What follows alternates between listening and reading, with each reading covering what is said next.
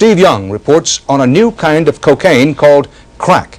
It's going nationwide, especially among the young, a drug so pure and so strong it might just as well be called crack of doom. Crack, the most addictive form of cocaine, is now sweeping New York. They may hawk it by using the word crack. They may hawk it by giving signals of some kind. The snapping of the fingers like this, indicating that I got it, or the snapping of an imaginary whip.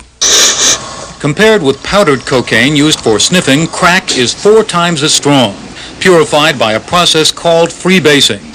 It's sold in solid chunks, 2 or 3 rocks in a vial for as little as $20, ready to smoke. You end up staying up 3-4 days just chasing cracks. Because it's like, bam, you get hit. You know, within 5 seconds, I would say, after you take it in your lungs, not even, you got that high. A survey released today of 200 callers to the National Cocaine Hotline shows the use of crack increasing quickly. We found that over 28% of them say that they've already been using crack. Most had gotten rapidly addicted, they said, within 2 to 3 months after starting to use crack. Half of them were under 25, and not just from the nation's biggest cities, New York, Los Angeles, Miami, Chicago. Callers from smaller places, Iowa City, Mobile, also reported using crack. Free-based cocaine can be made by the user with ether, but as comedian Richard Pryor learned when he was injured, that is dangerous. Now it's available ready-made. I'm sure that there are people who would not otherwise freebase, who somehow learned about this intense high, who are experimenting with it, and that's what makes it really dangerous. And ultimately expensive. I went there one evening with like $700 in my pocket, and within an hour and a half I had based it all away. Some crack is coming from the Caribbean. The rest is made in the United States. Officials are determined to crack down on crack per dose, the cheapest, most potent, most addictive form of cocaine ever seen in this country. Steve Young, CBS News, New York. A first look for the West tonight. Many crimes with not-so-happy endings are criminals who need money to buy drugs or who are on drugs. In the alphabet of illegal drugs, few have become so popular, so potent, so addictive, so fast as what's known on the street as crack. Since CBS News reporter Harry Smith first investigated this, the crack problem has become a crack crisis, and it's spreading nationwide, as Harold Dow reports tonight. This is it. The drug so powerful it will empty the money from your pockets, make you sell the watch off your wrist, the clothes off your back. Or kill your mother. Yep, that's what we're seeing. On the streets of New York, it's called crack, and the deals go down quickly. You've just witnessed a buy. This form of cocaine comes concentrated. It is smoked rather than sniffed. It produces an intense high within 5 to 10 seconds that lasts only 5 to 10 minutes and leaves the user craving for more. And this is the most addicting thing that probably ever existed in the world, you know. It will make you a slave. Leroy Johnson has been addicted to crack for more than a year. He says he works these streets at night, sometimes selling marijuana to finance his crack habit. In the beginning, it seems cheap, about 2 or 3 rocks for $10 or $20. But addiction costs dearly. Leroy has spent more than $40,000 on crack. I believe in God. I have goals. I want to be successful. But this is a problem, you know. This is a very addicting thing. People will violate every principle, every value, everything they hold dear to them when they get hooked on this. It happened to 16-year-old Amy Payne. She turned against her mother and father after being addicted to crack for just a few months. We didn't even know what crack was. And drugs became more important to her than anything else, including family. But today, after 6 months of treatment, Amy is recovering and looking at herself in a new light and a new dress for the prom. Thousands of others, though, still need help. Are you using crack? The National Cocaine Hotline is burning up with calls from people hooked on crack, about 600 per day. This is not one socioeconomic group using this drug. This isn't rich folks or poor folks. It's rich folks and poor folks. And it's blacks, whites, Hispanics. It's across the board. Crack is such a menace in New York, the city has declared war on it. So far, hundreds of people have been arrested. But finding crack is still easy. It took federal drug enforcement agents no more than 10 minutes in broad daylight. How many do you want? And I can tell you how much. All right, 10. 10 hits. You want 10? I have never in my 21 years seen a situation like this where a drug has mushroomed so quickly and gotten such a grip on large segments of the population. A grip that major cities like New York have tried with little success to break. And authorities say if smaller cities don't have a crack crisis now, they will soon. Harold Dow, CBS News, New York. The high-publicity election year war on drugs is focused on crack, the super addictive and deadly cocaine concentrate. CBS News reporter Victoria Carderi has the latest dramatic evidence tonight that crack use is spreading wider, far from the cities and closer to the children. Police rounded up more than 100 alleged crack dealers early this morning in 3 New Jersey towns. Authorities say those arrested are typical street pushers, the kind who are now selling crack in the suburbs and in small towns across the country. These drug dealers that we dealt with today will be replaced on the streets with new individuals in a matter of hours, days, or weeks. Police made most of the arrests in Passaic, New Jersey. They say this was the base of operation, the local elementary school playground. During the summer, police videotaped numerous drug transactions and made undercover buys on the playground. They say much of it took place in broad daylight in front of young children. Yeah, Passaic used to be a lovely town. I used to like it a lot. I think the neighborhood is getting worse. I think it's hard on the parents to have to send their kids to this school. We're struggling for an answer. We want to be rid of this.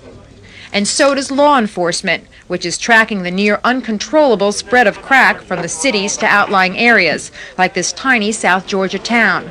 Police here recently arrested 19 people and confiscated $25,000 worth of crack. We have seen drugs start before and spread across the country. Nothing with the speed that we have seen with crack. Police say today's investigation was designed to find out how much and how fast crack is infiltrating the state. For people in this neighborhood, the answer is too fast. They fear the dealers will be back in the schoolyard before class is out tomorrow. Victoria Corderi, CBS News, Passaic. There is growing evidence that the nation's crack cocaine epidemic is taking a new and dangerous turn.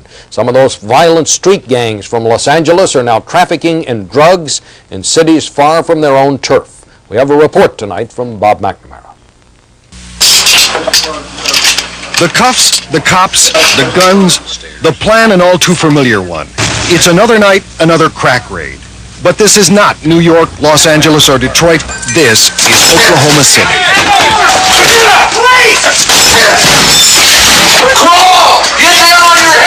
Today, crack cocaine use here is an epidemic, up 200% in the last year. Every time we think the situation is as bad as it can be, we're wrong. It can get a hell of a lot worse, and that's what's happening. I don't think we have a lot of time. As many as 10 times a week now, and again this morning, Oklahoma City police raid crack houses. Even during the searches, buyers appearing at the door. Come on in. Come on in. Please, don't think about it. It seems like you take off one of these people, and there's two to take their place. You're talking probably 200 plus crack houses, plus in the neighborhood of 3,000 dealers. But Oklahoma City's not alone with the crack nightmare. The FBI now saying that Los Angeles gangs have franchised crack operations in more than 25 cities. Towns as unlikely as Omaha, Kansas City, Denver, even York, Pennsylvania, bedrock Middle America. It's a matter of economics. The rock of crack cocaine is $25 in Oklahoma City. In LA, you can probably buy the same rock for $5 or $10. And yet, no matter how much is seized, no matter how many are prosecuted, the demand is very high and the supply seems to be endless. Not just stealing guns, TVs, and jewelry to feed their habits, Oklahoma junkies swap meat and food stamps too. I would stay high, I'd say 11 hours a day, 11, 12 hours a day, and then I'd get burnt out on it and go to bed and wake up and do some more. Unfortunately, we are not winning the war on drugs. I can say we will win that war. In a Bible Belt city where oil riches flow to the state capitol steps, the crack epidemic has brought a gusher of grief. Police not worried about a drug explosion this summer. They're too busy trying to make it through the night. Bob McNamara, CBS News, Oklahoma City. After days of courtroom squabbling involving the judge, yesterday, police raiders demonstrated what it can be like on the front lines of the drug war.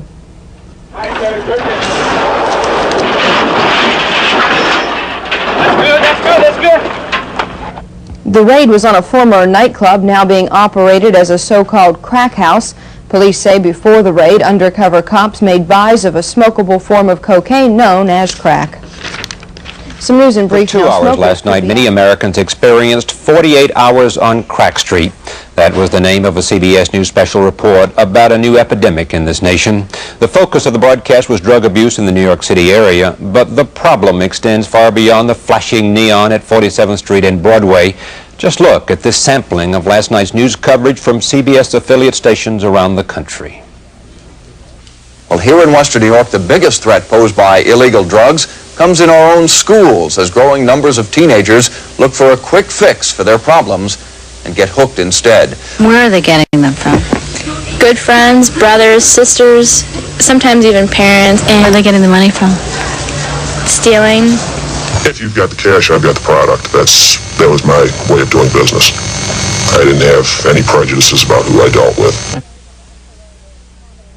Well, it would be comforting to say, well, that's the way they have it in New York. We don't have to worry about that here. But unfortunately, that is not true.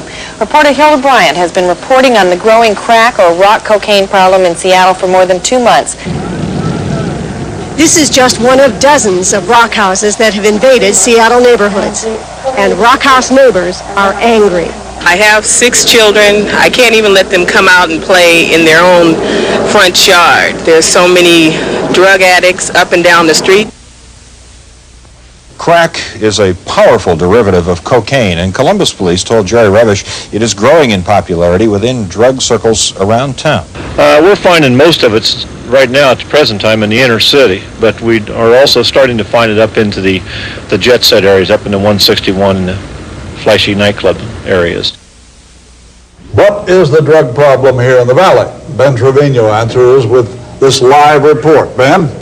Yes, Frank, crack is here in the Valley. In fact, it's been here for quite some time, even though no crack houses have been found in this area. You have to remember that crack is simply a refined form of cocaine, and Valley counselors say that Valley people are out there making their own crack. We tend to be 2 or 3 years behind, so for our best predictions, we look to the east and west coast to see what's happening there, because what's happening there will be happening here. What CBS News called Crack Street clearly stretches into cities and towns across the nation. For more on that, we go to Faith. Faith? Charlie, our next 2 guests are on the front lines of their community's battles against drugs. Thomas Coogan is the police chief of Denver, population 492,000. He joins us this morning from Denver Police Headquarters. And James Powell is chief of police in Fort Pierce, Florida, population 34,000. He is at his city's police headquarters. Good morning to both of you, gentlemen. Chief Powell, was Crack Street representative of the main street in Fort Pierce? I would say so. I say the program was very indicative of what we are seeing not only here locally, but across the state of Florida in general. How bad of a problem is it? Well, it's of an epidemic proportion. A recent survey by the Florida Department of Law Enforcement, where all sheriffs and chiefs from 67 counties across the state of Florida reported that 75% of those had a cocaine crack problem. Of those, 66% reporting indicated that it was either severe or serious. So it certainly is of an epidemic proportion and is affecting not only law enforcement but the lives of all of those who live within our communities. What about Denver, Chief Coogan? Did Crack Street accurately portray the problem in Denver? No, we haven't got that much of a crack problem, although it's starting, or it's beginning. We recently had a bust out of our airport of a pound of crack, and we've had several street buys and certain warrants that we run on. We have a severe cocaine problem, however, and we're trying to address that as best we can. Why is Denver different? Is it that Denver is more affluent and can afford cocaine rather than crack? Well, I think that it's a drug of choice, I imagine, out in this part of the country. Denver has I think it's number 5 in the United States as far as the airport is concerned. We get a lot of people coming in and out. It just happens to be the drug of choice. Do you expect crack to arrive on the scene there in Denver? Unfortunately, yes, and I think we're going to do everything we possibly can to head it off, but it's one of those realities that is going to catch up with all cities if we don't do something about it. Chief Powell, crack has already arrived in Fort Pierce. Is it more of a threat to the community than other drugs have been? It certainly has been. Crack is a heavily concentrated drug. It is very addictive. It has increased our violence and robberies and making arrests from crack houses in the area. The violence has been more prevalent. In terms of law enforcement, is it more difficult to battle it? Well, it certainly is, and especially in our area. We have a large infiltration of refugees, Haitian refugees in our area. They are getting more involved in the drug trade. For instance, last year we arrested 40 Haitians for being involved in the drugs. Are you backed up by enough laws and strong enough laws to battle this? That's true. Basically, our borders are unchecked. The immigration laws are not being enforced effectively, and a lot of the cocaine we feel is coming in from those refugees who are coming into this country across the border. Thank you very much, Chief Coogan in Denver and Chief Powell in Fort Pierce. It seemed like it was tailor-made for President Bush's anti-drug speech to the nation earlier this month. Mr. Bush holding up a bag of crack he said was taken during a drug deal right near the White House. Turns out now it was tailor-made, literally. Law correspondent Rita Braver reports how it all went according to the White House script. Remember when the President of the United States launched his new drug offensive, showing the world what could be bought right on his street? This is crack cocaine, seized a few days ago by drug enforcement agents in a park just across the street from the White House. Well, what Mr. Bush didn't say was that the legend of the Lafayette Park crack was born only after the White House called the Justice Department to ask if there was any such stage prop available. The Justice Department called the Drug Enforcement Administration, which had a case going in the neighborhood. And as first reported by the Washington Post, the DEA obligingly agreed to move the buy a little closer to the White House. The only hang-up was that apparently the teenage drug dealer didn't know exactly where the White House was. He finally found it, and the president got a 3-ounce cache to flash. Well, it makes you wonder whether the creative energies of the president and his people aren't more aimed at show business than at the kind of tough policies that we really need. In Kennebunkport, the president was not apologetic. I said I'd like to have something from that vicinity to show that it can happen anywhere. Absolutely. And that's what they gave me, and they told me where they caught this guy. You don't think that the DEA was being used by the White House here? Absolutely not. I think that we helped the president send a message to the American public. Meanwhile, the DEA said it had not apprehended the suspect yet because it still hoped to buy more drugs from him. But with the story out now, officials say they'll move to indict and arrest him if he's still around. Rita Braver, CBS News, Washington. And that's part of our world. Undercover Florida police officers arrested more than 2,000 street-level users and dealers in a crackdown on crack across the state this weekend. 3,500 crack rocks were seized. Along with it, thousands of dollars in cash and firearms in a sweep from the Panhandle to the Keys. Doug Tennell has more. Excuse me, my man, you just bought cocaine from an undercover police officer. That's why police all across the state of Florida had been preparing the busts for over 4 months, an unprecedented statewide offensive against crack called Operation Rockpile. Now! Get out! Get on the ground! Put him down! The targets, cracks, pushers, and users. The message, Florida just isn't going to take it anymore. I don't mind displacing some of these people to some other areas. They can go to the Gulf of Mexico, they can go to the Atlantic or the Caribbean, or they can go to Georgia and keep on going. Florida doesn't want these crack dealers.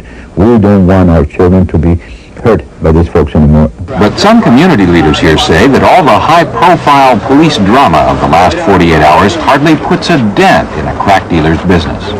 The dealers and the buyers will wait until the cops pack up their bags and move someplace else, and it'll be business as usual. But what almost everyone here agrees is that drug abuse is the #1 problem in the Miami area. A poll released today shows that that opinion cuts right across cultural and ethnic lines, and that most Miami residents support stiffer penalties for drug offenders. Even before police could release the final arrest figures for Operation Rockpile, some of the dealers arrested in this neighborhood were back on the streets.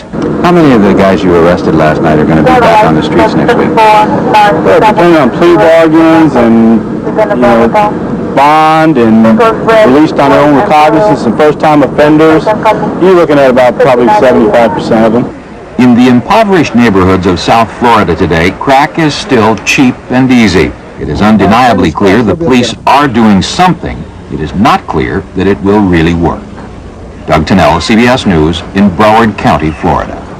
In Los Angeles, police arrested more. This is just one of several cocaine raids which occur in the Los Angeles area every day. Long Beach police say this woman is a long-time dealer, and this is not the first time they made a trip to this house. After a brief search, officers find small aluminum foil packets of highly concentrated cocaine. It's called rock cocaine, and each of these chips sells for about $50. That's not her. You ain't get it out of my purse. Don't do that. No, don't do me like that. You ain't get it out of my purse. I ain't had no dope all day. Oh, I don't know who's this. Rock cocaine is the latest drug fad in the poor sections of Los Angeles County. Police say most neighborhoods now have a rock house, places where this high-powered drug is available at rock-bottom prices. We took a hidden camera to a street corner in south-central Los Angeles. The men walking up to the cars are drug dealers, and our camera followed a group of undercover narcotics officers as they made their buys. I tell them I want a half a gram of cane, which is a street line for cocaine, $25 worth. He says he's got it, and he opens up his pants, pulls down his zipper pants, and has a small hole in the inseam of the zipper. And he produces a small clear plastic baggie that contains cocaine. He then asked me how much do I want. I told him just $25 worth. And right there he's showing me the contraband. I told him it looks good to me, just cut me up a piece. He produces a blade, and then he asks me if I am the police. I state that I am not, and he cuts me up a little piece of cocaine, and I hand him $25 worth. I then thank him, get his description, and leave. Officers returned to this corner later and arrested the dealers. A few minutes after that, they found what they were after, the neighborhood rock house, where the street dealers were getting their supplies. In more affluent neighborhoods, those looking for cocaine don't have to resort to street corners. This is the Villa Bar in a middle-class section of the San Fernando Valley. After undercover agents made several buys, L.A. County Sheriff's deputies arrived and arrested the bar owner on charges of selling cocaine. Still on his desk were the 2 lines of cocaine detectives said he had charged the undercover agent as a commission for making the sale. As officers searched the bar patrons, one of the customers had a small vial of cocaine powder in his pocket. He was also taken into custody.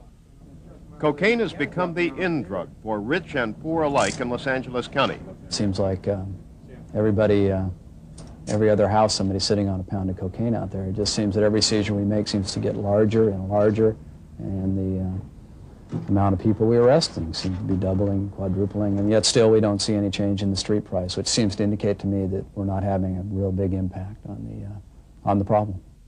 The cocaine trail begins in the Andes. Smuggling in Southern California is on the rise. One major reason is that Colombian drug dealers have moved into the Los Angeles area and are operating their own distribution rings. We can't say there's really a Colombian community such as Chinatown. In the distribution centers like Glendale, the cocaine quickly finds its way to street dealers and users in other parts of the county. Typical street dealer kind of an operator. You called it exactly right. It's a street dealer. It's not the pound and kilo operator. It's the fellow that sells it in gram quantities and half-gram quantities.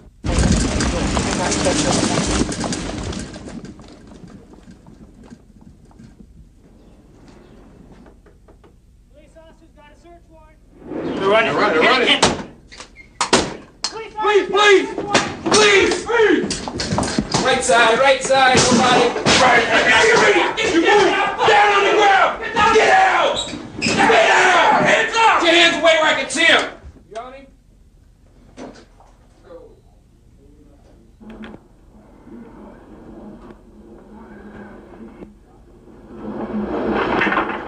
Come here, love, please. Okay. Relax. Go on out, Don. Wait, push him out. Simply stated, without buyers, there can be no sellers. Don't come to Inglewood to buy your dope. That's the bottom line. Don't come to Inglewood to buy your dope. You want to buy dope, go someplace else. Because if you buy dope in Inglewood, chances are you're buying it from a policeman, and if you do, you're going to jail. Here he goes. I want to get a dime. The one dime? Yeah. My stuff.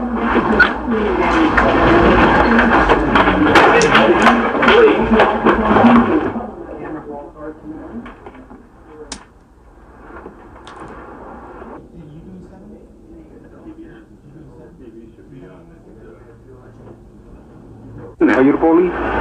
Do I look like the police? I don't mind. I don't want that. Can I have the 10 back? Okay. Yeah, we are the police. You must be dumb. I mean, you not. You don't work that way, Holmes. You don't take it, then get a refund.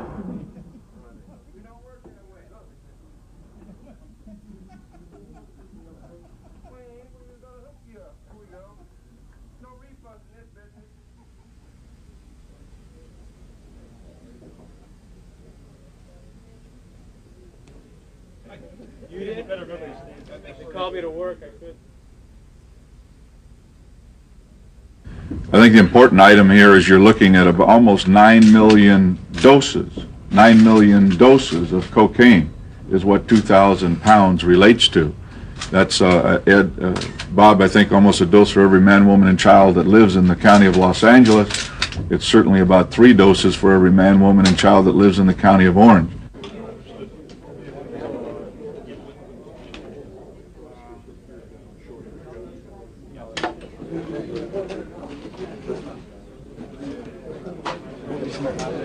Sharing with local and state agencies and law enforcement.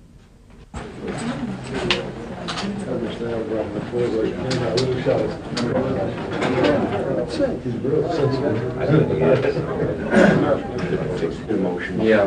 No, not much. 2, 3. Got it? No? I know I could. Yeah, we're going to have a big dinner, but I'll just ring. Thank you very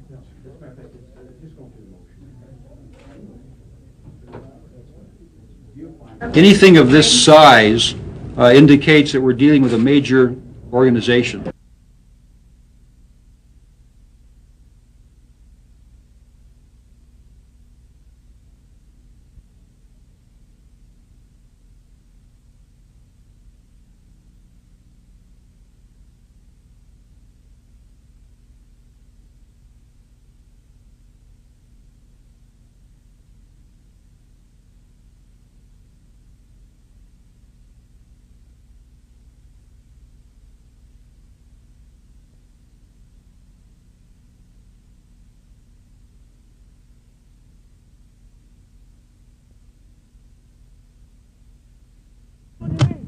Down on your knees right now.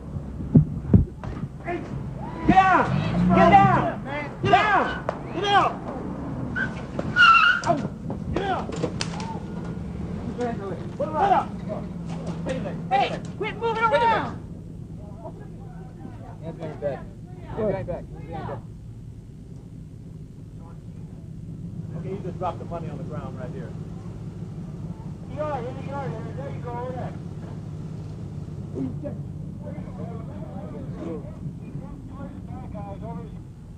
It's over there somewhere. Wait. Wait here. Is that it? Nope. Got one here.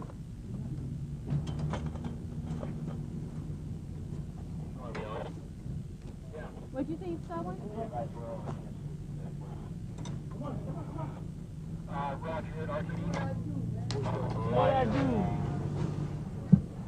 What do you think you did? I ain't doing anything. We had you last week, man. You back again. Don't you get enough of this stuff? Yeah. Go ahead. We had you last week. You're back here again. People never learn. You got a flashlight over there? county plan.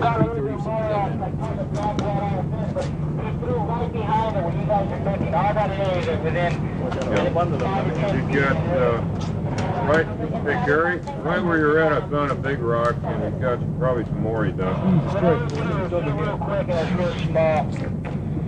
Yeah, we got some of it, Chris. It's coming up. You know what I mean? I can't believe I just stepped all over him. Oh, man. No, did you hear what Chris said? Yeah, probably stepped on it. You gotta keep going away from the crime scene, man. Just yeah. I can't believe you didn't try. Yeah. Excuse me, could you come here for a minute, please? Yeah, come here for a minute. Just going down. We just want you to hand us something. Where is it? Right there. Got it. Like that. See that rock right there? Just hand that to me, would you please? Right here. Right here. Right here. Where the light is right here. See it? Right there. Look at the light. I'm looking. This ain't no rock, man. What is that? This is some cement. Thanks. Yeah. We got nothing. You know those rocks. We got one. It was just one rock. Yeah, there's one anyway. We're out here? Yeah, it was right there. You said it was just one? the only one that's there. a nice sized rock. Oh, sure. We don't call it crack. That's not crack, that's rock. That's probably $40.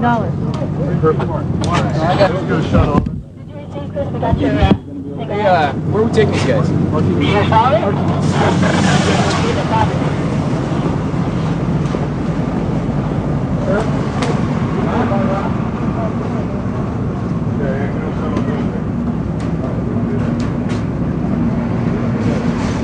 Go to jail for cocaine on the street. I ain't sold no cocaine, man. I ain't had no cocaine.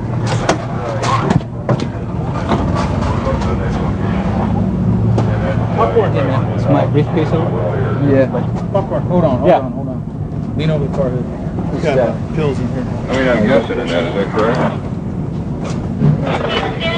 That's You all. want to hand off since you did so well here, maybe, you want somebody else to be there?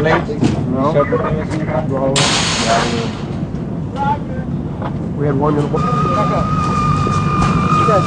Spread your legs. Spread them small.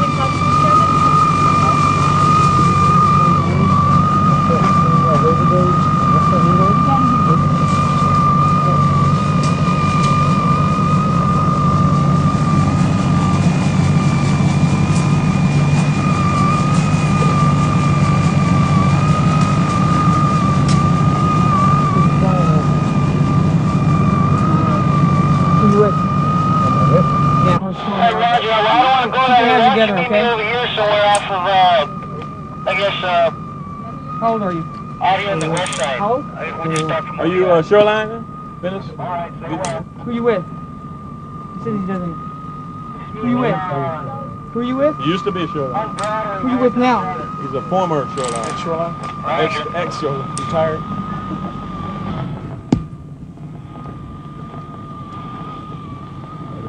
Watered it up. You have a case pending now, don't you? Sheriff's office, search warrant! We see and hear a lot about the so-called crackdown on crack. In Houston, police use a wrecker to rip down a steel door protecting alleged crack dealers. Open it up. More! I said A crack raid near Fort Lauderdale, and the suspects try to eat the evidence. open it! Do you hear what I said? Open your mouth! We see and hear a lot about the so-called crackdown on crack, but listen to the reality behind the flashy arrests. We can only bust them so many times. They reopen almost immediately after as soon as they put another steel door on there, they'll open back up. In Los Angeles, even little kids know where you can buy crack. Go over there and just go to the corner. The police may stop suspects at all hours of the night, but the judges know the rest of the story. A lot of these people are afraid to come to court and testify. You know, they see that dope being sold right in their front yards every day, and they won't come to court and testify for fear that the gangs are going to retaliate and burn up their houses. The pushers won't show their faces, but they can't hide their arrogance. If you were a client and you came to my house and you started smoking, and for example, you had $500, I would make sure you wouldn't leave with a penny. And it wouldn't be hard to do it. Just that one hit, and I'll take every penny you got. And if you thought crack was a big city problem, think again. This is Fort Pierce, Florida, population 37,000. officials here say crack is out of control. For $5 or $10, instead of a kid going to a movie and buying a box of popcorn, he basically can get high on cocaine. They flagged cars down trying to sell crack. They even stopped us and tried to sell crack to our sound man. What do you need? What you got? How much you need? You selling? Yeah, what do you need? Danny lives in Fort Pierce. He's 18 and hooked. People out there taking their TVs, their ovens, their microwaves, their toasters, anything they can get their hands on that's worth any value of money. They're going out there and they're just hawking off everything. While we were talking, Steve came by on his bike. He's 14 and told us he used crack once. Now, what's a kid your age even fooling with that stuff for? Long time ago I did. Long time ago? You're only 14. What do you mean a long time ago? He says he used crack when he was 13. What I'd like to know is how did it get such a big foothold in Fort Pierce? Mothers and fathers hold town meetings in Fort Pierce trying to come to grips with crack. My kid never did drugs. Not an angel, but he never did drugs. All of a sudden, he's on this rock. He didn't even know what it was. And it's going to cover this country if it's not stopped. This entire country. And I don't care whether it's small town, big town, where, it's going to be there. Go, move, move, move! You can be sure we will continue to see flashy arrests in the so-called crackdown on crack, and you can be sure of something else. Because once we put them in, they're going to be right back out again. Back out again, crackdown or no crackdown. Bernard Goldberg, CBS News, Fort Pierce, Florida. Welcome to the hour. Now, when you first hear about it, your reaction could be to laugh when you see what 3 dignified New York officials did yesterday. But as Harold Dow reports, the issue is far too serious to laugh about. It is, in fact, too deadly serious. How many do you want? And I can tell you how much. All right, 10. 10 hits. You want 10? Federal drug enforcement agents have been saying for a long time that the crack situation in New York is out of control. Yesterday, they proved it. 3 prominent federal officials went undercover to make drug buys. A U.S. parole commissioner dressed as a painter, a U.S. attorney wearing a Hells Angels jacket, and Senator Alphonse D'Amato wearing Army fatigues. They all scored. Senator D'Amato, seen here in an undercover car, had no problem exchanging cash for crack. Just made a buck. Well, we were each able, with the DEA undercover agent, to purchase crack within a matter of seconds of coming on the scene. They saw lots of young people involved. They saw very easy availability. But more important, they saw that the police were, in fact, doing their job. Tremendous numbers of people are arrested for drug violations in New York. But the problem is very few people ever go to jail in New York for drug violations. Later this month, Senator D'Amato says he'll meet with Attorney General Edwin Meese in an effort to bring greater resources to bear in the war against crack. Harold Dow, CBS News, New York. Well, now 2 of these temporary undercover agents are with us now, Senator Alphonse D'Amato and U.S. Attorney General Rudolph Giuliani, or U.S. Attorney, I should say, pardon me. Let's start with you. Mr. Giuliani, you know that you're going to be opening yourself up for some criticism. Here is a man about whom it is said he has political ambitions. Here is a man who is running for office, and you go out there where there are armed people on the streets, and you make some buys of some vials, and everybody knows you can buy them anyway. What did you prove? Well, DEA asked all 3 of us to do it, to participate in this in order to demonstrate the problem and also to show it to us, to show how bad the problem really is. I can remember 3 years ago when people would come to me and talk to me about the Lower East Side and how bad it was. It wasn't until I actually went there 3 or 4 times in similar situations that I realized for myself how much attention had to be focused on this problem and how difficult it really was. You mean you had to put yourself into a situation where you could have gotten hurt to realize how bad it was? First of all, I wouldn't have gotten hurt. It was very well covered by DEA. The agent that I was with was very professional, has done this 100 times. And I've been involved in situations like this before, so it was not something where I've really felt that we could be hurt. But I think the point that was made by it is a very, very important one. This is a dangerous emergency problem, and we're not really paying enough attention to it. Do we have to do this in order to learn this? Forrest, I'm afraid that we have an epidemic, and that on every level of government we have not done nearly enough. This is a war. And we have not mobilized, and we're losing our young people. I didn't believe the bizarre kind of, when I say bizarre, I'm talking about where they hawk it, where they stop you. It took us 8 seconds. Once we started rolling, when we had the music blaring, going down, 8 seconds, and the agent just went like this, too, before someone came out and made that. Now, my gosh, we're losing our young people. We see it. We see the sports stars, but that's the tip of the iceberg. What about the nameless, faceless youngsters who'll be coming in trouble? Look at the wave of crime. Tell me again how this happened. You come rolling out there, you got music blowing in your in your car radio. Yeah. And the agent just does this. That means, you know, wants some cocaine, and then goes like that and says, that means two vials. Rolls down the window. He confirms, goes up into the house, which is a safe house. They never carry anything on them, except when they actually make that transaction, and they keep it to a minimum. And comes back down and give them the $20, $10 for each vial, and that's it. How did your episode go? Pretty similar. We pulled up. The agent said dos in Spanish, asking for two. I was sitting in the passenger seat. The fellow ran inside, and then there was a delay because there was a police officer, a uniformed police officer, right across the street looking at us. When he turned his back, the fellow ran out, handed me the vials, the two vials, and I handed him the $20. And as we were pulling away, and I think it's probably the most significant thing that I saw all day there, a young mother with a little baby walked right past the four drug dealers. And it reminded me of something that was told to me when I was down on the Lower East Side by a young father who lived there. What he said to me was, how can you bring up children in an environment like this and expect that they're not going to get involved in drugs? Well, now look, clearly the point of the DEA was to use prominent officials in order to point to what they see as an enormously serious problem. And their needs for us. And what they're saying to us is, my gosh, you've got to give us the tools and the resources. And secondly, maybe more importantly, you've got to stop this revolving door system. They're arresting them. They arrested 55,000 drug dealers last year in New York City, and only 5,000 spent more than one night in prison. Only 5,000 spent more than one night. Now you got a crisis, and people don't believe we're doing anything. And you know something? They're right. But the police are doing their job. You have the court spitting them right on out. Now we're going to shake some of the court system up. But my gosh, you've got to have mandatory laws. You've got to show people if you arrest them, we're going to keep them. We're going to prosecute them. So we're meeting with Attorney General Meese on July 23rd to push for some minimum sentences. That means if we arrest you for selling drugs, they don't put you back out on the street on probation. They're going to have to hold you. Now that means building more cells, and you have to do it. And you've got to get the military involved in this operation at our borders. Profoundly controversial subject there. Well, the drugs come in from foreign countries. Cocaine isn't grown here in the United States. I have to end it, but I must ask you, how did you decide on a Hell's Angels jacket?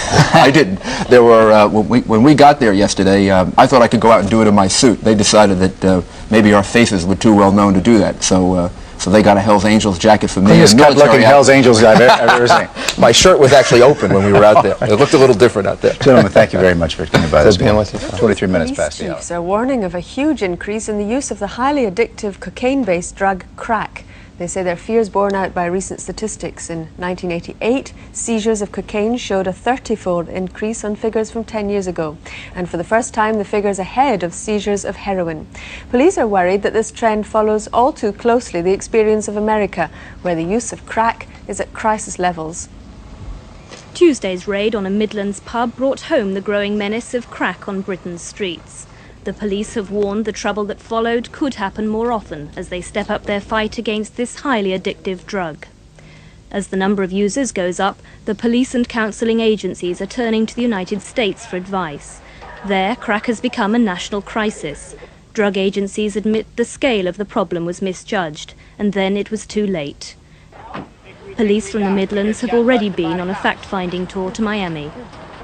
The narcotics unit arrest dealers, then take their place. When a sale is negotiated with the would-be buyers, the officers move in to make the arrest. In a single operation, a complete drug cell is eliminated from the streets. These Miami tactics could now be employed by police in Britain. West Midlands chiefs say radical methods are needed in the fight against crack. Thank you. In some cities in the United States, drug taking has reached epidemic proportions. It's on the street, in the home, and in the workplace. But now the problem is being tackled from the very top. President Reagan has volunteered to be tested for drugs as part of a new campaign to stop drug abuse. Drug taking, say the experts, is at epidemic proportions, destroying lives, wrecking families, and in many offices and factories, affecting productivity. These messengers in San Francisco are smoking marijuana on the job, not just occasionally, regularly. Actually, you know, pot really doesn't harm me that much. It actually kind of helps me because, like if I drink, I get violent. But if I smoke pot, it really kind of mellows me out, you know. It's estimated by America's National Institute on Drug Abuse that 10% of employees use illegal drugs during their working day. From New York's financial district to California's electronics industry. From the assembly line to top management. We mean to reach out to the drug user, and we mean to prevent others from becoming users. Our goal is not to throw users in jail, but to free them from drugs. In the past 10 years, 50 train accidents in America have been blamed on drug or alcohol abuse. There are worries, too, about pilots who take cocaine. Drug taking was rife in the armed forces, but Mr. Reagan says the figures improved dramatically after compulsory drug tests. Now he's also in favor of compulsory testing for people whose jobs have to do with public safety, and voluntary testing for others. But equally worrying is the way drugs are ruining lives in places like New York. The drug situation in New York is totally out of control. There are more people using drugs here than ever before in this city's history. The treatment system has been pushed to its limit and beyond. Crack and other drugs are readily available on street corners being sold out in the open. The drug distribution system has proliferated, making unprecedented profits. Large number of people are jumping on the bandwagon. Every day we see the crack users and the crack dealers multiplying several times over. News coverage of the problem has been enormous, and on television, a concerted anti-drug campaign. And you think the answer is drugs and alcohol, right? Wrong. So if anybody offers you drugs, just say no. The Americans never do things by halves, and the campaign against drugs is reaching a ferocious momentum. Counseling sessions, advertisements on television, scores of arrests. The trouble is that once one pusher leaves the pavement, there's always another one ready to take his place. Sheriff's office, search warrant! All over the country, policemen have been swooping on known drug centres. Often they invite along the television cameras, part of the drive to inform the public of the breadth of the problem. In New York, officials say cocaine arrests are up 60% on last year. These cars were seized by the police when their owners drove in from the suburbs to buy drugs in Manhattan. Amongst their owners, a nurse and a police officer. Not only is there a possibility that they will be arrested and prosecuted, there is also a very serious possibility that they will lose their vehicles. The message that I want to leave today is if you come to New York to buy crack, bring car fare and be prepared to take the bus back. America's drug scene worsened dramatically with the arrival of crack, a cheaper and more addictive form of cocaine. Crack, crack, crack. Everywhere you go, crack. You don't hear no dope, hardly. You don't hear no coke anymore, hardly. The only thing you hear is people saying, jumbos, crack, jumbo, crack. Crack is blamed for a 60% rise in murder figures in a predominantly black area of New York. People are armed, people are dangerous, and people are acting irrationally, and that's something that you always have to be aware of, 24 hours a day. The city's drug centres are so overstretched, some addicts will have to wait for weeks, possibly months, for treatment. Mr. Reagan says he's determined to rid America of illicit drugs. But with drugs so freely available, and with pushers making so much money, his task, obviously, is a mammoth one. I think people are fed up. They're saying something must be done. The president is putting his weight behind it, and I'm optimistic that we can solve this problem, given enough time and given a coordinated, serious effort. Now, that's why, as hard as it may seem now, you gotta say no to drugs and alcohol, because if you just say no, you'll be saying yes to a whole lot more. That from America. Well, Fanny Craddock.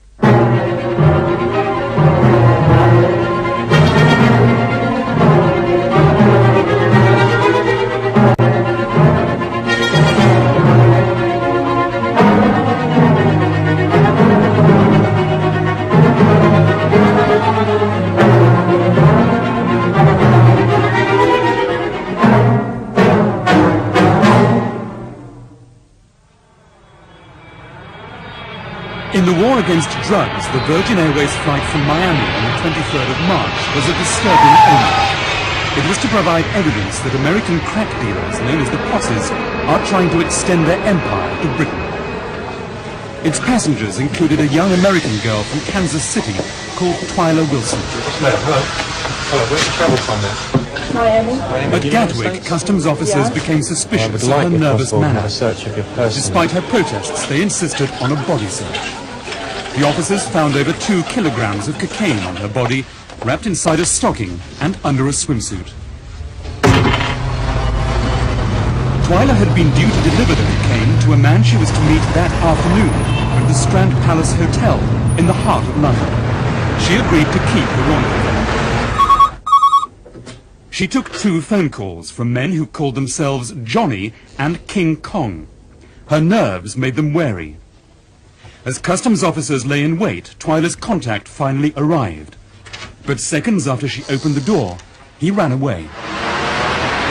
After a chase through the hotel, the customs officers arrested him. He said he was visiting a friend and had knocked on the wrong door. He was later convicted of importing drugs.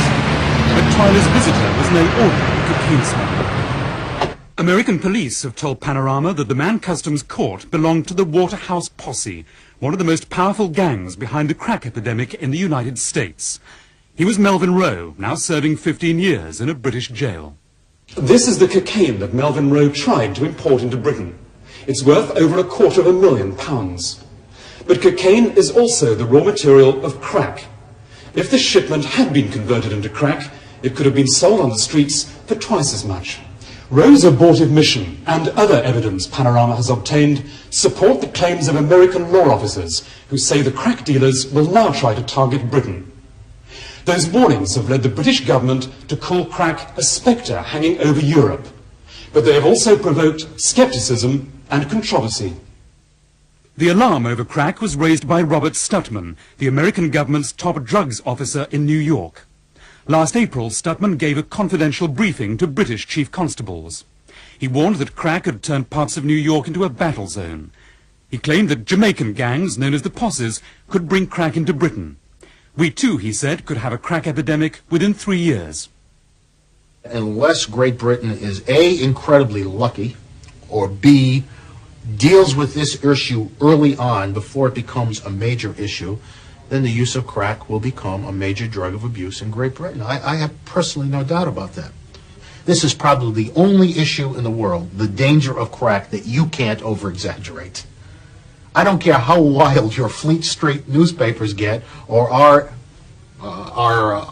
version of Fleet Street newspapers, you cannot make crack more dangerous a substance than it is. I fear that the issue of crack has been hyped very seriously in the United Kingdom. We don't have a problem yet here, but from April onwards we have had enormous publicity telling us that there is a problem, that the Americans have got a problem, we're going to get it, how to make the drug and the profit you can make from using it and from selling it. We've actually been in the process of creating our own self-fulfilling prophecy. British police are now searching for evidence to show whether warnings about the spread of crack are being fulfilled. We followed a South London drug squad as they raided a snooker bar. They believed it had been used for selling crack while the owner was away. The owner pleads innocence. So do his staff. The snooker bar is brought in but does not find any drugs. In there so you can watch this search, okay? The customers are searched, but they have no drugs and are allowed to leave. But the police do find evidence that is of interest. Everywhere I've been, there's foil, glossy foil, which is used for crack. Obviously, crack, when it dries up, it's broken off into small, what they call locks, and then they will then wrap it.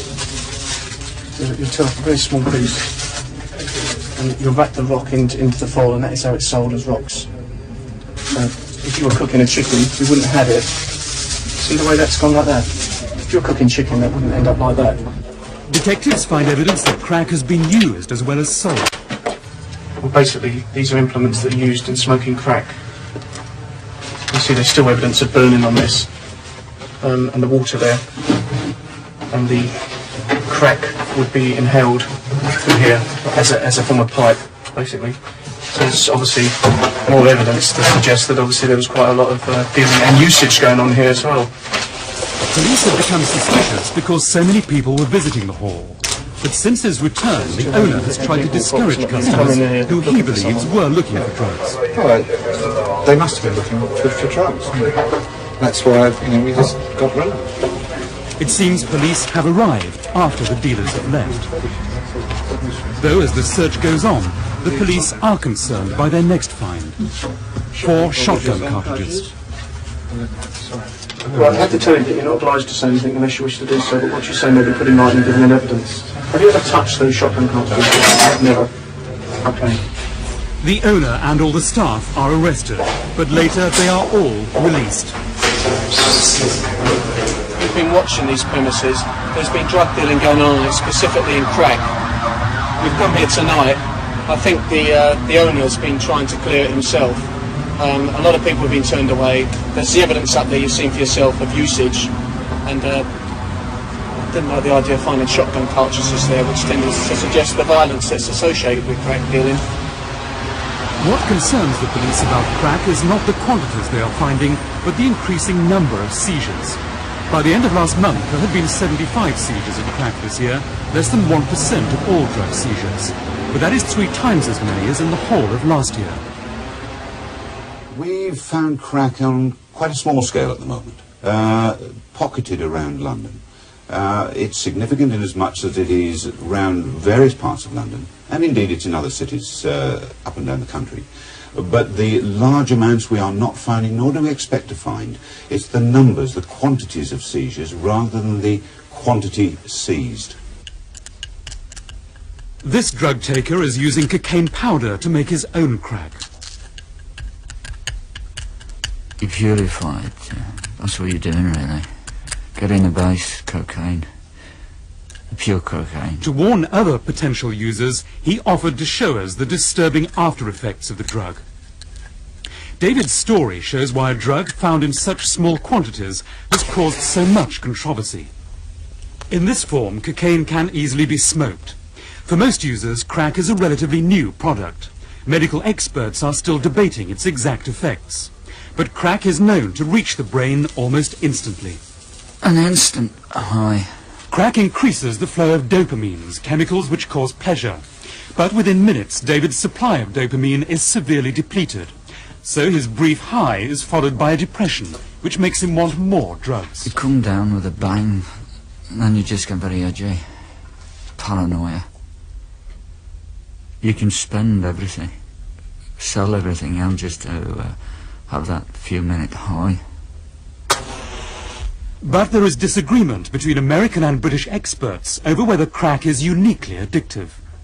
Crack is probably the most addictive drug known to man. We've seen people develop full-blown addictions to crack within the span of a couple of weeks or a couple of months. Adolescents in particular get addicted very rapidly, but even fully mature adults can expect to find themselves strapped in the throes of addiction within 3 to 6 months after beginning this drug. The idea that crack is a highly addictive substance is one of the mythologies which people like to invent. If you have that mythology and people start to believe it, and users start to believe it, you will create a self-fulfilling prophecy because they've tried it, they believe they're hooked, and they have to continue because that's the only way they can survive. There is controversy too about crack's effect on people's behavior towards each other. The case against crack is that it induces paranoia and aggression. In a South London flat, preparations begin for a white wedding.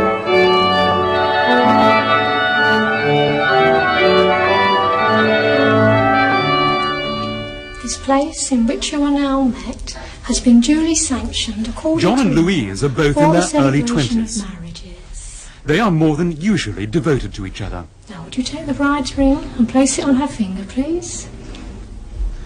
Their ambition is to buy a home and raise a family together. You have now made a solemn, But as their binding friends know, contract this with each conventional other image of before these happiness witnesses. is not all You are it now seems. husband and wife. You may kiss the bride.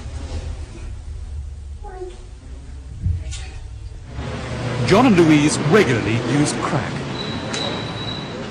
Like most crack users, they take other drugs too. But crack is a particularly strong stimulant, and both John and Louise say it can make them feel aggressive, even towards each other.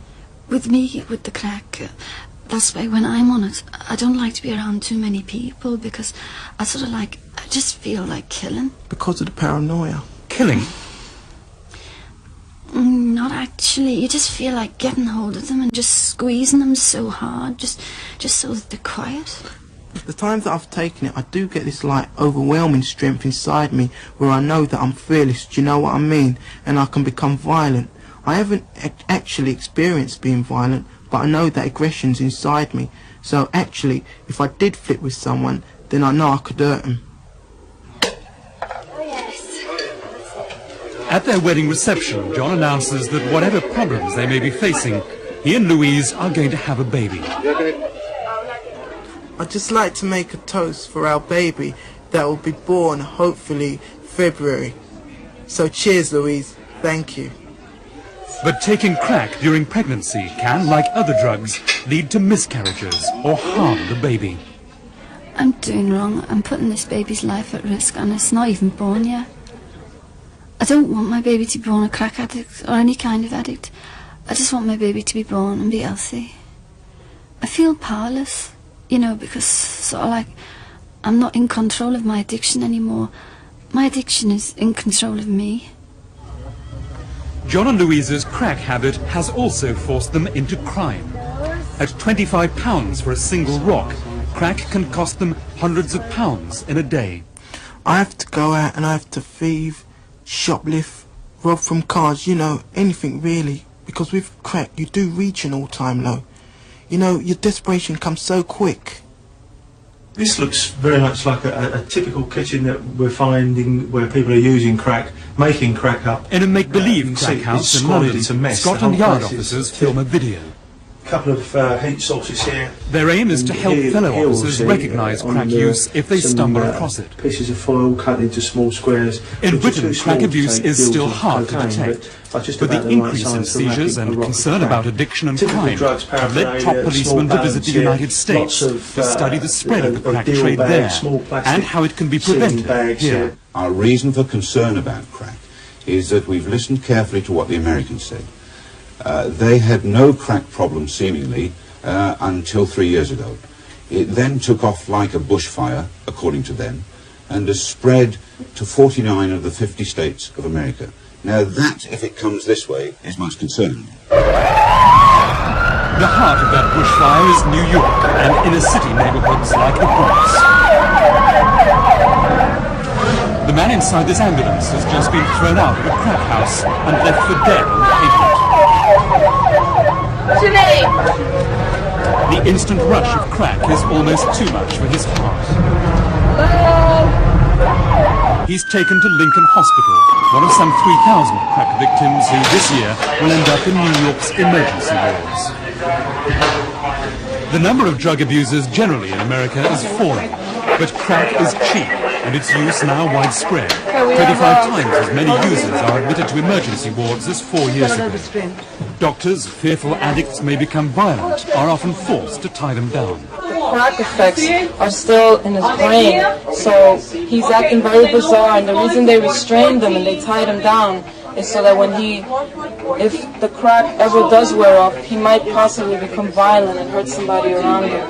Take it easy, okay? okay? The Little Flower Foster Home shows how crack can harm not only users, but their dependents. Unlike most hard drugs, crack is taken by as many women in New York as men. With AIDS, crack is behind a doubling in the number of babies who need fostering.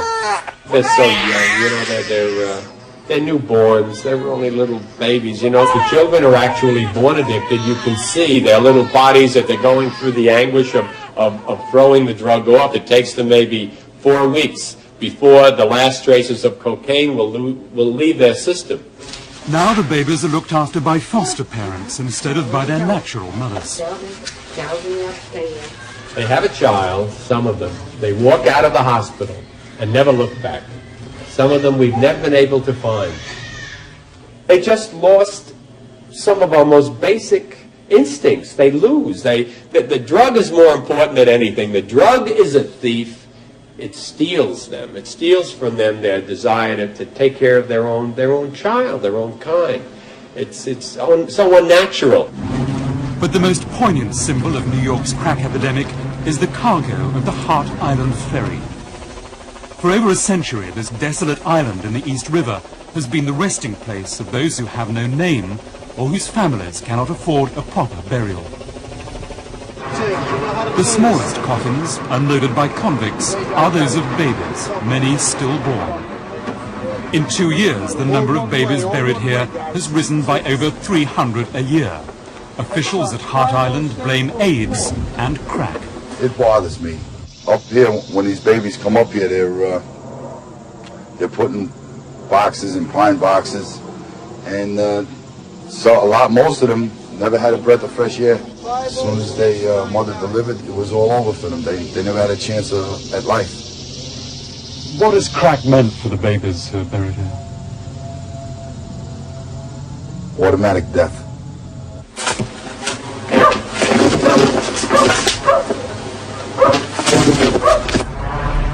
Crack has devastated not only families, but whole communities.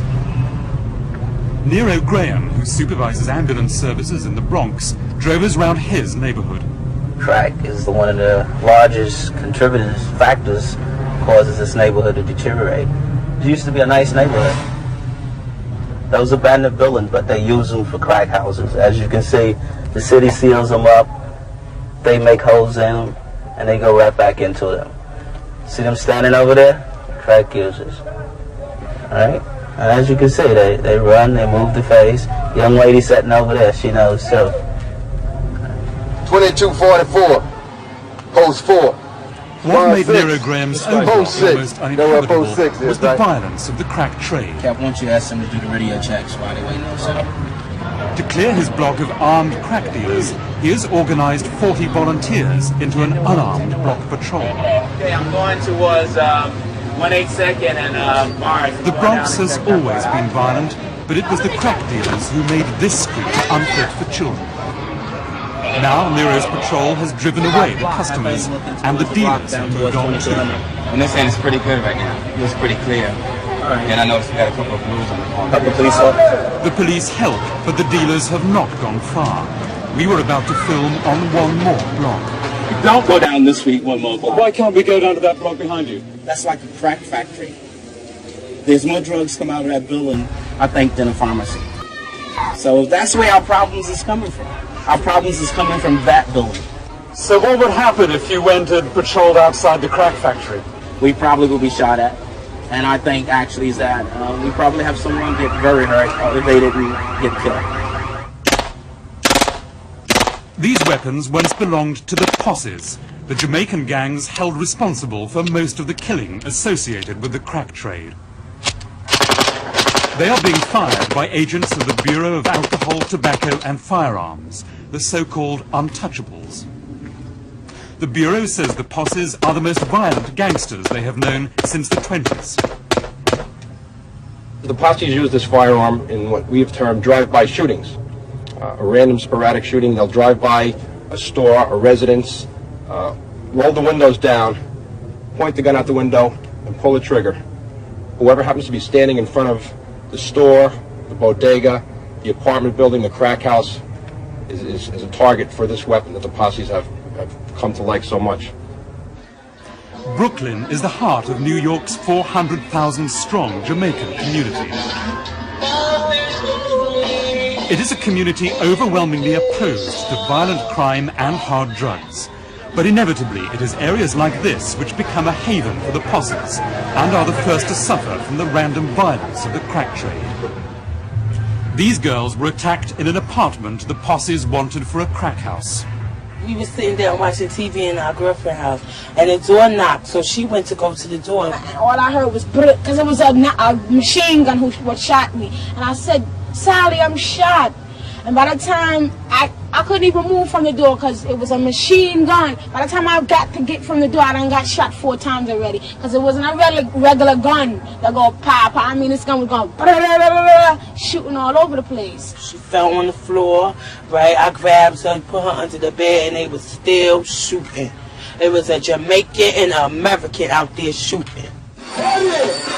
The violence of the posses was forged in the Jamaican elections of 1980, contested by Edward Seaga and Michael Manley. After the elections, many posse gangsters fled Jamaica. In America, they decided to exploit the lucrative crack trade, as the Jamaican government acknowledges. There are gangs, certainly very highly organized, as I understand it, in the United States, that specialize in pushing crack, this sort of subdivision of the cocaine problem. There is clear evidence that there is a Jamaican component to this, and it is the Jamaican component that has been labeled the posses. They are a component of a larger group that do this. And certainly they have acquired a reputation for almost unprecedented ruthlessness. And we have no doubt in our own mind that they represent a very dangerous force where they operate, and really should be destroyed. In 2 nationwide operations, police in New York and other cities have tried to round up the posses. But they estimate some 10,000 posse gangsters are still at liberty. Law officers say the posses have been responsible for over 2,000 murders in the last 30 months, most related to drugs. Jamaicans control a significant part of the crack traffic in New York and the United States. That it's not an ethnic remark, it's not a national remark, it is a fact. Period.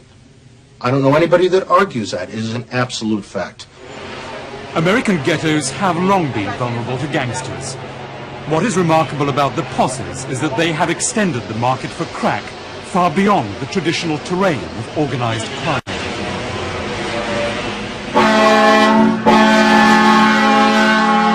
Three years ago, the posses moved into Kansas City, in the heart of the American prairie.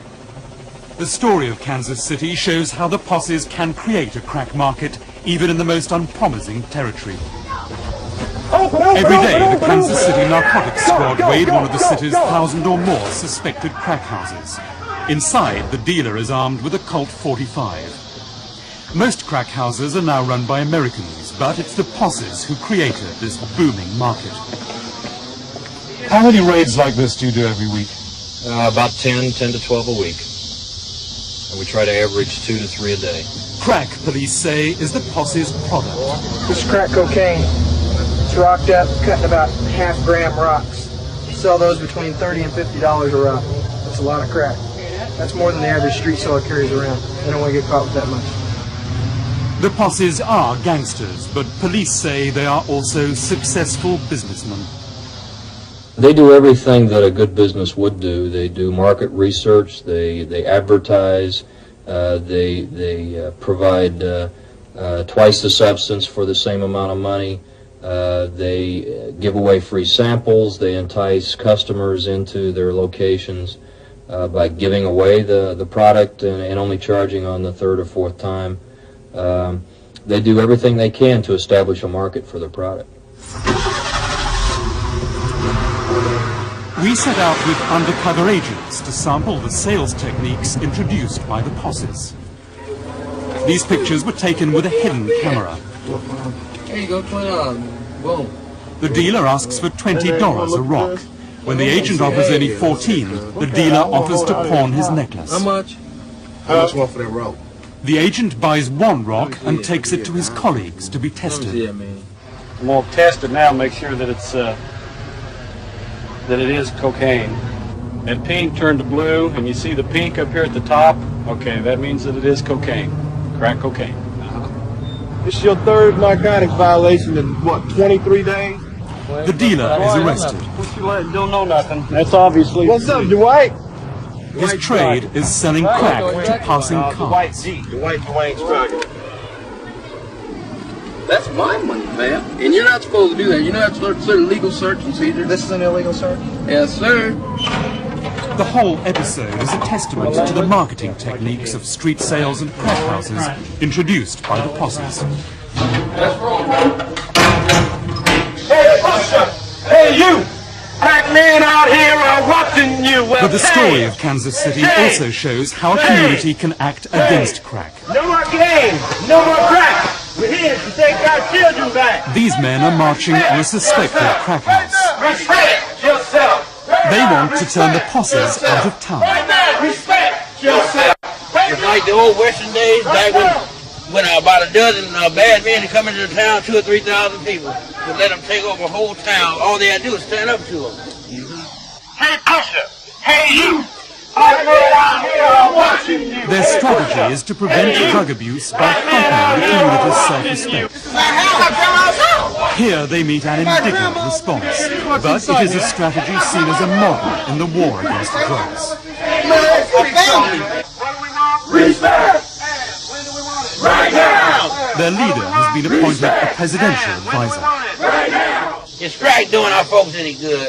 This dope? Not black people. It's not doing anybody in the world. You know what I'm saying? Is it good for people or bad? I'm gonna say this. They get their hands. I mean, I don't care. I don't care how long as y'all try. And even if this group right here stop, what are we doing? Gang violence and crack is not gonna stop, and dope pushing in either. That's all I got to say. It caught us in America, I think, by surprise. Now, I would hope that Britain would use America as an example of how when all of a sudden you look up and it's upon you, that they've got time now to begin to prepare a community of people, but they've got to be able to become educated to the effects of crack and what it does, and also try to educate young people so that they won't get involved. Respect! But the significance of Kansas City for Britain is not limited to this militant and moral campaign against crack. It is also of concern because of the response of the posses. Police, with the full backing of the community, have now arrested over 200 posse members in Kansas City. But they say those who have escaped the dragnet are now trying to set up business in Britain. And they warn history may be about to repeat itself. It would appear that these people are resurfacing in London, and it appears likely that they're starting to structure their organization again, the same as they did in Kansas City, and they're going to develop local retail outlets and wholesale outlets, couriers and so forth, and it looks like the same sequence of events as we saw in Kansas City. It's definitely the same individuals. Kansas City detectives have cooperated with British police in a number of cases that link the posses with Britain, cases we have investigated. They have told Panorama that top crack dealers are now trying to export crack cocaine to Britain. They say the posses see Britain's higher crack prices as a marketing opportunity. The case of Samuel Gumbs is evidence of how a crack distribution network can extend across the Atlantic. Samuel Gumbs was a Jamaican national. He and several of his associates operated a network of crack houses. After we arrested the people and examined some of the documents and phone bills from various houses, we discovered that a great many phone calls were being placed to the United Kingdom, so obviously they had associates or some sort of connection in that area. Before his arrest, Gumbs had flown from Kansas City to Los Angeles to oversee a cocaine shipment to London. His phone bill showed a daily stream of calls made back to his base in Kansas City and to contacts in London. An English courier, Jacqueline Cody, flew from London to join him. In Los Angeles, Gumbs supplied her with 1.5 kilograms of cocaine, and Cody, disguising her movements, flew to New York. There she took a cab to the JFK International Airport, but narcotics agents were already on her trail. To Manchester, flight 182 is in the As the flight for Britain was boarding, Jacqueline was arrested. She was carrying cocaine worth as much as £500,000. Her interrogation revealed further evidence. Jacqueline's intended flight from America to Britain was a classic example of the route couriers use to import cocaine for Britain's crack market. Jacqueline had been due to hand the cocaine to a dealer who was staying at a flat in Stoke Newington in London. Police raided the flat and took these photographs. Inside they found an imitation gun. They also found £0.5 pound of cocaine. The apartment was the dealer's safe house. He was running several couriers and had already imported cocaine worth over £1 million. Detectives had taken this surveillance picture. The dealer was Philip Baker, now serving 15 years in jail. Baker was the London end of a trail which had begun in Kansas City. What's the connection between Baker's cocaine and crack that's sold on the street? Baker admitted that he smoked crack cocaine. That's one connection. The second, and perhaps more important, is that he sold cocaine on to other men who we know to be manufacturers and sellers of crack cocaine. It is not only the export of raw material for crack from Kansas City that concerns the police. For American detectives say the men who brought crack to Kansas City are now targeting Britain. They are the Waterhouse Posse, led from here by Errol Dogbite Wilson. The house behind me, 3100 Peary Avenue, still with its windows barred, is what Kansas City police called Dogbite Wilson's corporate offices. From here his business empire extended to Miami, New York, Toronto, and ultimately to London. Several Waterhouse posse members have links with Britain. Dogbite Wilson himself, American police say, was in Britain this summer. Melvin Rowe, an associate of Wilson's, is the man arrested in the Strand last March for using a girl courier to import cocaine through Gatwick Airport. Lennox Bernane, known as Mempo, is one of the most violent drugs dealers in the world. He too has been seen in Britain. We spoke to one former posse member who is in close touch with former colleagues, known here in Britain as Yardies. Do you recognise that man? Yeah. That man is Mempo. Name was Mempo. I don't know his right name, but I just know him as Mempo. Mempo? Mempo, yes, from Jamaica. How do you know about him? I just know him as a drugs dealer. He dealing drugs, go around with some big bad yardies, big yardies. Where has he been a drugs dealer? All over London. Harlesden, Brixton, Stoke Newington. These are very bad guys. All I'm prepared to tell you is I would be greatly concerned if Lennox Bernane was here. Is he here? I don't believe he is at the moment. Has he been here? I think he probably has been. What evidence do you have of links between the posses and the United Kingdom? We have a great deal of evidence of links between the posses in the United States and the United Kingdom. We have documentary evidence, we have telephone bills, we have letters, we have witnesses who will say that people who are here and have been here have been members of posses in the United States. What is the significance of that for the crack problem? Well, we have to look to see what those posses were doing in the United States. And if they were selling crack cocaine there, we must be concerned that they don't sell it here. For British policemen like Sergeant Charles Griggs, who work in estates where crack has been discovered, these fears are a matter of everyday concern. Sergeant Griggs is a community policeman in racially mixed Peckham in South London. I am worried, genuinely worried. The crack problem has hit us.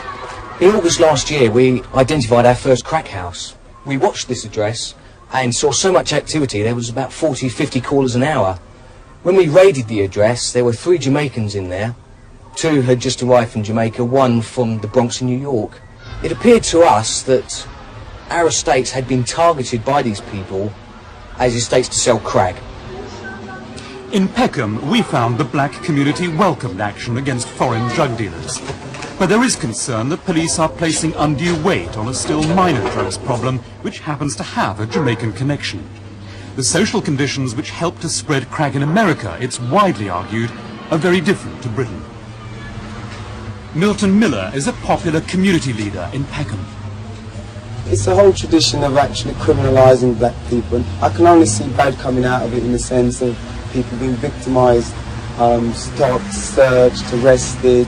And if a stranger was to come into Peckham, although it's such a large community, it's quite close-knit. There's no way, looking at the way the estates are, you could have somebody coming from America or Jamaica, living there newly, and setting up this trafficking in this dangerous drug. People would shop them. Senior detectives like Roy Ram are keenly aware of those concerns. His specialist squad found the posses do not yet have a substantial organisation here, but they did find a significant number of individual crack dealers. His concern is how to stop crack spreading on estates where relations with the community are already tense. The crack has, as far as we can see, emerged in areas where we've found it difficult to police in any event, where there's been to some extent almost traditional conflict between police and the local community. If you add crack to that and try to police it there, it can make a difficult situation almost impossible.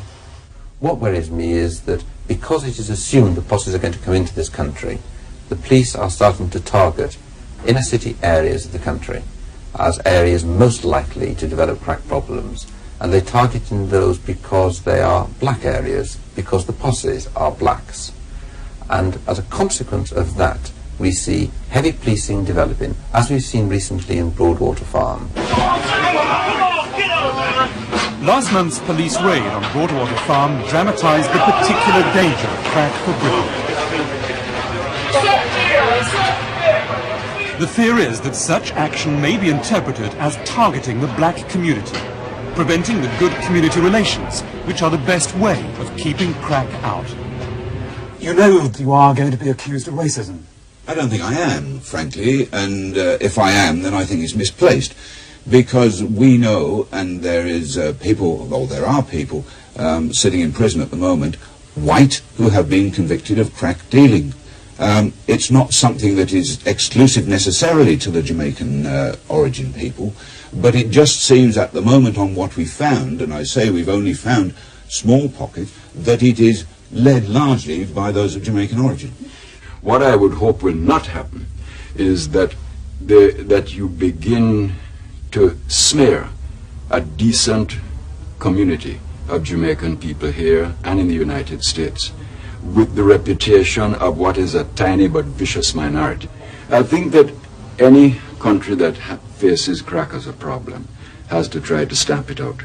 But to be able to stamp it out, you have not only to deal with what they call the supply side, with the people that push it. More importantly even, you have to deal with the demand side. Those are also the views of the British government, which has emphasised the need for demand reduction in vulnerable areas. The problem is how to apply that policy where it matters, for example in the secondary schools of Peckham. Pretty obviously, one of the problems which affects lots of young people. Just straightforward ignorance on my part, okay? I don't know. What is crack? All I know is that it's a drug, innit? And that it's really addictive and all that, and people are trying to make it out. It's a really big problem. Yeah, have you come across it? It's government policy to place drug abuse in the context of health education generally. A nationwide campaign against crack, it's feared, might glamorise the drug. Become more of a problem because more people keep hearing about it? Or is crack a problem that we really must keep telling people about? Everyone can say they know what it is and what affects it, but no one really knows like the true facts because in the media it's all mixed up. You need publicity and you need advertising, but if you keep going, I mean, if someone keeps coming up to me every week, a whole hour talking about crack, after a while I'm going to start thinking, boy, this must be good, but go and try it or whatever. Yeah. As these responsible teenagers know, striking a balance between silence and hype is the very heart of the controversy over crack. Now, the problem with crack is a lot of people will say, we will wait till we can document that it's a problem to deal with it. By the time you can document it, it's too late to deal with it. It's that simple. Mr. Sutman's quite right in saying that we should act now before we have a problem with crack. But the way in which he has produced solutions is to cause hype, to cause an enormous concern for a problem which isn't yet here. This one dedicated to all the nice and decent people. In a London nightclub, one of Britain's top reggae stars, Tipper Irie, delivers his condemnation of crack. It is a message enthusiastically endorsed by the audience. In a club with a tough anti-drugs policy, the threat of crack is clearly taken seriously.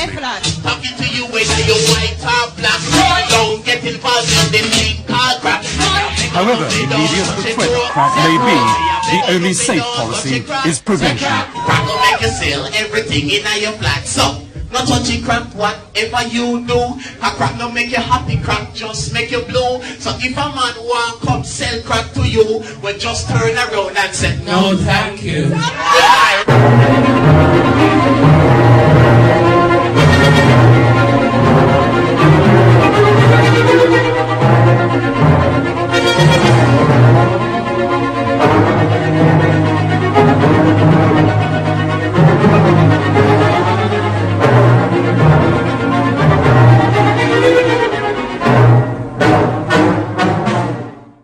People and confiscated $25,000 worth of crack. We have seen drugs start before and spread across the country. Nothing with the speed that we have seen with crack. Police say today's investigation was designed to find out how much and how fast crack is infiltrating the state. For people in this neighborhood, the answer is too fast. They fear the dealers will be back in the schoolyard before class is out tomorrow. Victoria Corderi, CBS News, Pacific. There is growing evidence that the nation's crack cocaine epidemic is taking a new and dangerous turn. Some of those violent street gangs from Los Angeles are now trafficking in drugs in cities far from their own turf. We have a report tonight from Bob McNamara.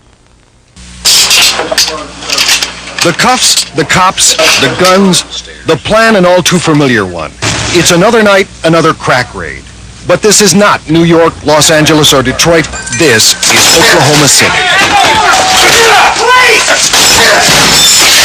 Crawl! Get down on your hands! Today, crack cocaine use here is an epidemic, up 200% in the last year. Every time we think the situation is as bad as it can be, we're wrong. It can get a hell of a lot worse, and that's what's happening.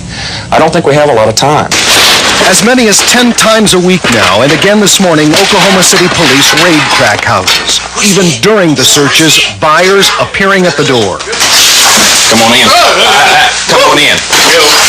Please! Don't even think about it! It seems like you take off one of these people, and there's two to take their place. You're talking probably 200 plus crack houses, plus in the neighborhood of 3,000 dealers. But Oklahoma City's not alone with the crack nightmare. The FBI now saying that $10 or $20, but addiction costs dearly. Leroy has spent more than $40,000 on crack. I believe in God. I have goals. I want to be successful. But this is a problem, you know. This is a very addicting thing. People will violate every principle, every value, everything they hold dear to them when they get hooked on this. It happened to 16-year-old Amy Payne. She turned against her mother and father after being addicted to crack for just a few months. We didn't even know what crack was. And drugs became more important to her than anything else, including family.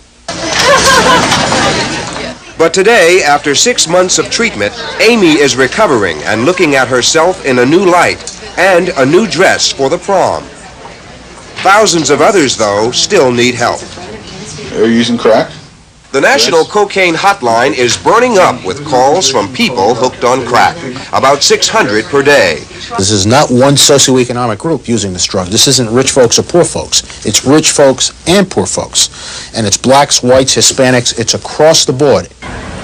Crack is such a menace in New York, the city has declared war on it. So far, hundreds of people have been arrested. But finding crack is still easy. It took federal drug enforcement agents no more than 10 minutes in broad daylight.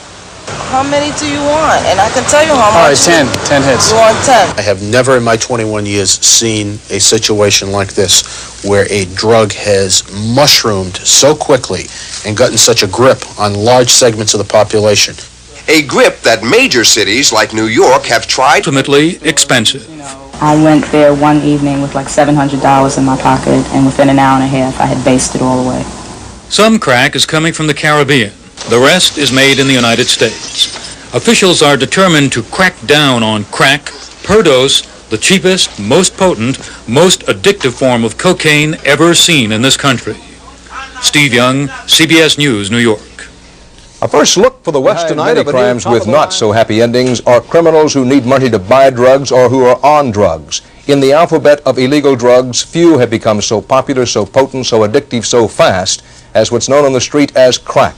Since CBS News reporter Harry Smith first investigated this, the crack problem has become a crack crisis, and it's spreading nationwide, as Harold Dow reports tonight. This is it. The drug so powerful it will empty the money from your pockets, make you sell the watch off your wrist, the clothes off your back. Or kill your mother. Yep, that's what we're seeing. On the streets of New York, it's called crack, and the deals go down quickly. You've just witnessed a buy. This form of cocaine comes concentrated. It is smoked rather than sniffed. It produces an intense high within 5 to 10 seconds that lasts only 5 to 10 minutes and leaves the user craving for more. And this is the most addicting thing that probably ever existed in the world, you know. It will make you a slave. Leroy Johnson has been addicted to crack for more than a year. He says he works these streets at night, sometimes selling marijuana to finance his crack habit. In the beginning, it seems cheap, about 2 or 3 rocks for 10, with little success to break. And authorities say if smaller cities don't have a crack crisis now, they will soon. Harold Dow, CBS News, New York. High publicity election year war on drugs is focused on crack, the super addictive and deadly cocaine concentrate. CBS News reporter Victoria Carderi has the latest dramatic evidence tonight that crack use is spreading wider, far from the cities and closer to the children. Police rounded up more than 100 alleged crack dealers early this morning in 3 New Jersey towns. Authorities say those arrested are typical street pushers, the kind who are now selling crack in the suburbs and in small towns across the country. These drug dealers that we dealt with today will be replaced on the streets with new individuals in a matter of hours, days, or weeks. Police made most of the arrests in Passaic, New Jersey. They say this was the base of operation, the local elementary school playground. During the summer, police videotaped numerous drug transactions and made undercover buys on the playground. They say much of it took place in broad daylight in front of young children. Passaic used to be a lovely town. I used to like it a lot. I think the neighborhood is getting worse. I think it's hard on the parents to have to send their kids to this school. We're struggling for an answer. We want to be rid of this.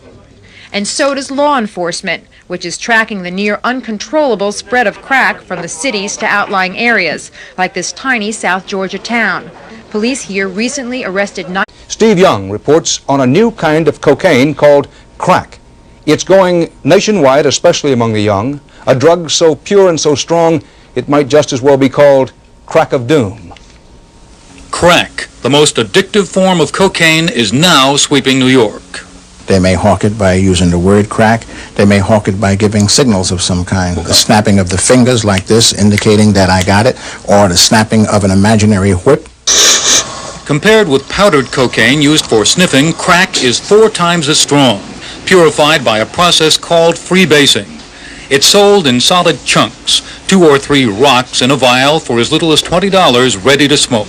You end up staying up 3-4 days just chasing cracks. Because it's like, bam, you get hit. You know, within 5 seconds, I would say, after you take it in your lungs, not even, you got that high. A survey released today of 200 callers to the National Cocaine Hotline shows the use of crack increasing quickly. We found that over 28% of them say that they've already been using crack. Most had gotten rapidly addicted, they said, within 2 to 3 months after starting to use crack. Half of them were under 25, and not just from the nation's biggest cities, New York, Los Angeles, Miami, Chicago. Callers from smaller places, Iowa City, Mobile, also reported using crack. Free-based cocaine can be made by the user with ether, but as comedian Richard Pryor learned when he was injured, that is dangerous. Now it's available ready-made. I'm sure that there are people who would not otherwise freebase, who somehow learned about this intense high, who are experimenting with it, and that's what makes it really dangerous. And